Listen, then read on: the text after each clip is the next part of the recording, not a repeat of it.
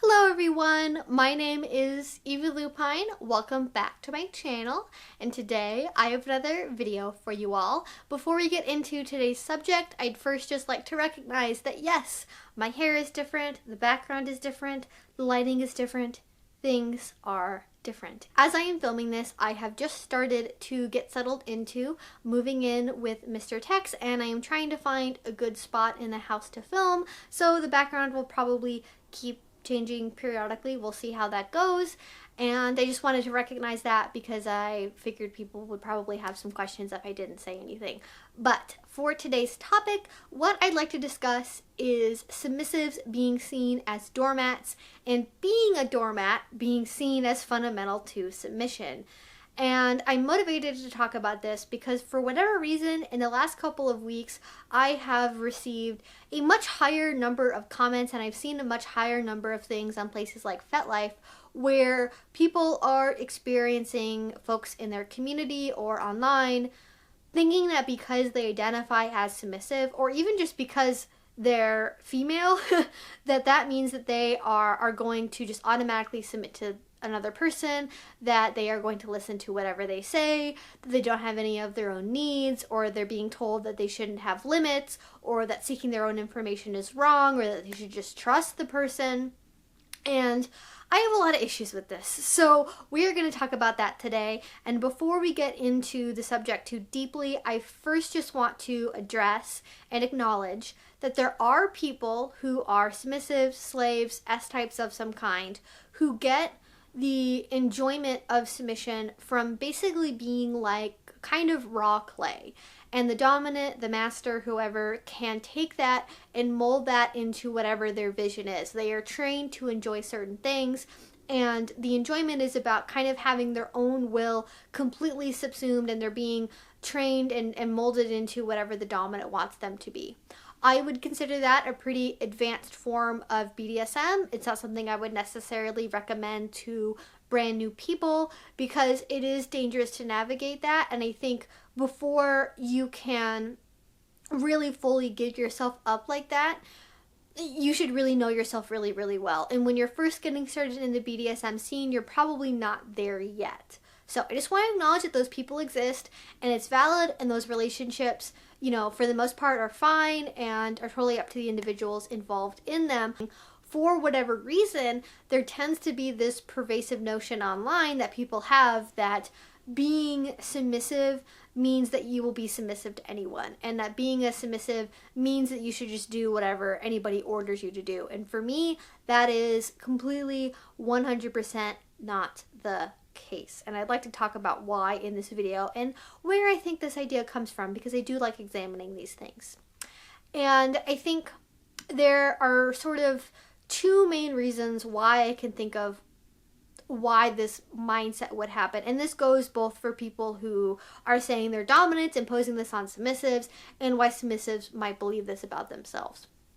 And the first part is that we create fantasies in our heads about BDSM. This is why many of us are motivated to engage in it in real life, is we have fantasies first. And when we are creating fantasies in our head and we're creating all of our little characters, we're basically creating NPCs, little robots that, outside of their very specific role in our fantasy, don't have their own needs, their own history, any of that. They are simply there to serve their purpose in our little fantasy world that we've made. And for a lot of people who are creating like submissive fantasy characters, there is that sort of ultimate form of submission that is seen as not having any of your own will and being able to go, yes, master, I will become whatever you want me to be. But that is not necessarily something that translates one-to-one in real life, because it is a fantasy and we are creating scenarios that are not necessarily something that can be translated to actual people. But not everybody recognizes that. Not everybody realizes that the fantasy characters they create, the ideas that they get through porn, aren't actually how real people engage in BDSM and should not be taken that literally.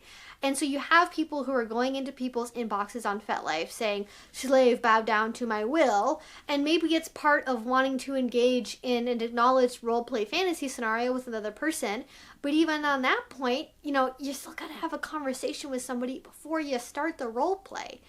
The other part of it is sort of on another completely opposite end of the spectrum, and that is there is this very prevalent idea that in order to be submissive, you have to be a broken person.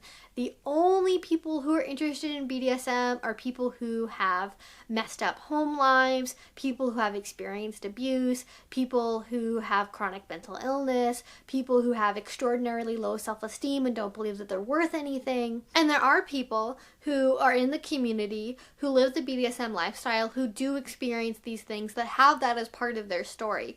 But there is a difference between being a person who is in BDSM who happens to have that as part of their lived experience versus having that be the reason and the sole motivation that they do BDSM.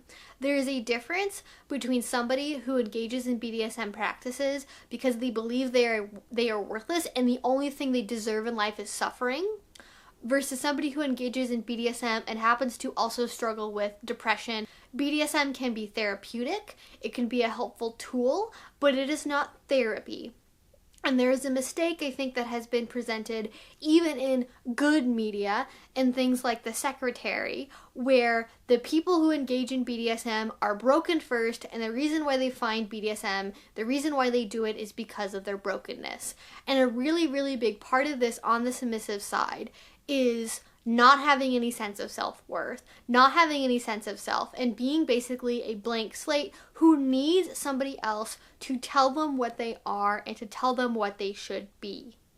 And that, I think, is a really, really dangerous idea, because there are people who go into BDSM having that idea of, in order to be a good submissive, I must be whatever my dominant wants me to be. Having any of my own needs, having any of my own wants, having a strong personality, having a strong will is a bad thing and is counterproductive to being a submissive. And I don't think that is true at all.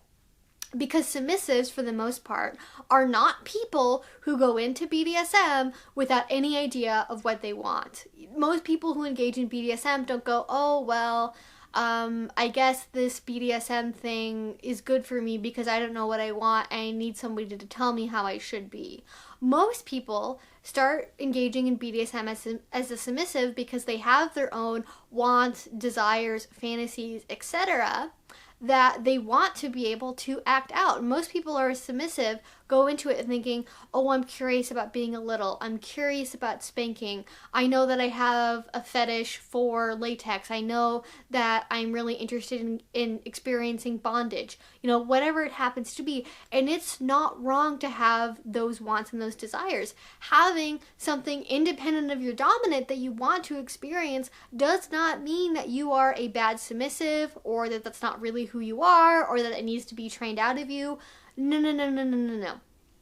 For my take, for the most part, BDSM is a collaborative experience where people come together and they negotiate their own independent needs and wants, and they talk about how to have a mutually beneficial scene.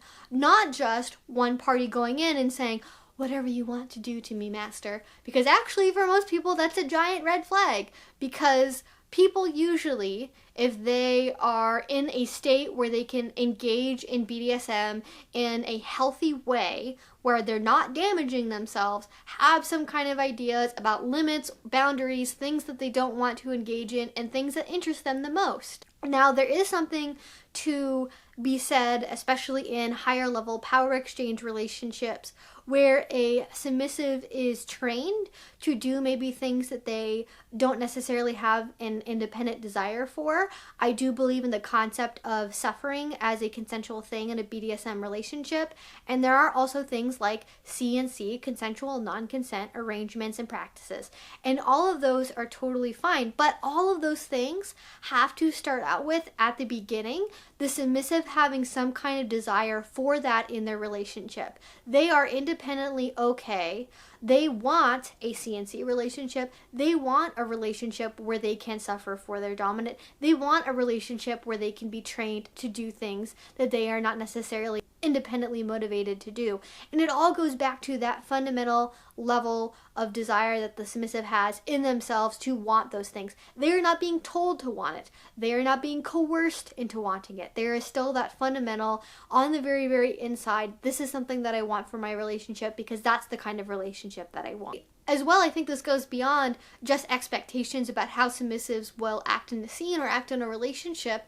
And I think this can actually cause harm for how we educate submissives and how much sort of responsibility we expect them to have for themselves. And this is kind of a controversial opinion, I feel like, but I think in order to engage in completely, risk-aware, informed, consensual BDSM, you need to, as a submissive, take responsibility for yourself to learn about the risks of the type of play that you're doing. I don't think it is wrong that you should know as much about the type of play that you are doing as the top or dominant that you are playing with. And if you are in a relationship where somebody is telling you not to look on your own for things that you're interested in, that is a relationship that I would very highly question and that I would want to evaluate very carefully. Because in my mind, a person who would want to keep somebody away from information that is potentially fundamental to their safety and enjoyment, that's just simply not the kind of person I want to engage in a relationship with, and I would find that very troubling, and I would have trouble understanding the positive motivations for why that would be a good thing to have in a relationship. And I don't want anybody to get the idea that in order to be submissive, you have to be a doormat. I think in order to be a good submissive, it is in fact better, rather than having no ego at all, to have a strong sense of will, to have a strong sense of self, to know your limits, to know your preferences, to know your boundaries first before you go into a situation, to empower yourself with education, to take classes, to ask questions. And I think all of that is what we really need in education for submissives to keep themselves safe. And I really think that we as a community need to do a better job when we're bringing new submissives in, when we're introducing them to BDSM, to really enforce the idea that that's the best thing you can do. And I think there's kind of a fear of like advocating for yourself and having that be something that causes a negative outcome in the community. Like, oh, if I stick up for myself, or if I say no to this person, nobody's going to want to play with me, or I'll get a bad reputation, or people will say I'm topping from the bottom, or any of a number of other things. And something that I've really been thinking on from an interview that I had recently with Rain DeGray is to drop all of the fucks. And not care of what people think about you. You should be advocating for yourself and for your limits and your needs and your wants and your boundaries first. And if somebody doesn't want to respect that, then that's probably somebody you don't want to be playing with. And if somebody in the community is going to shame you for sticking up for yourself, of having your needs known, of having your wants known in a relationship, that is on them.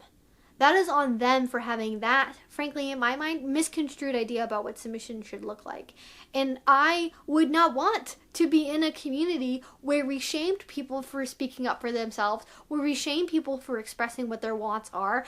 And I think it's ludicrous that we should treat submissives as though they don't have any of their own ideas about what they want from BDSM. Anyway, I hope you guys found this video interesting and helpful. What I really just want to get across here is that I don't think that submission should be linked with being a doormat. I think submissives, if they want to, should be able to feel empowered. They should be able to educate themselves, and you should be able to feel like you can have your own needs and wants outside of what a dominant or a top tells you you should need or want, and that's not wrong. You should be able to stick up for yourself. You should feel empowered to set your own limits and boundaries, and to not feel afraid to stick up for those things when you need to. If you have any more comments or questions, if you have anything you'd like to share, please put that down in the comment section below.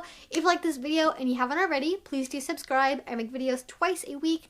And finally, if you'd like to support this channel, if you'd like to get access to exclusive content and extra videos and photo shoots, that is over on Patreon. If you haven't already, please check it out. Links will be down below. If you do already support me on there, thank you so much. It means the absolute world to me. And until I see you guys next time, I hope you have a great rest of your day and a great rest of your week.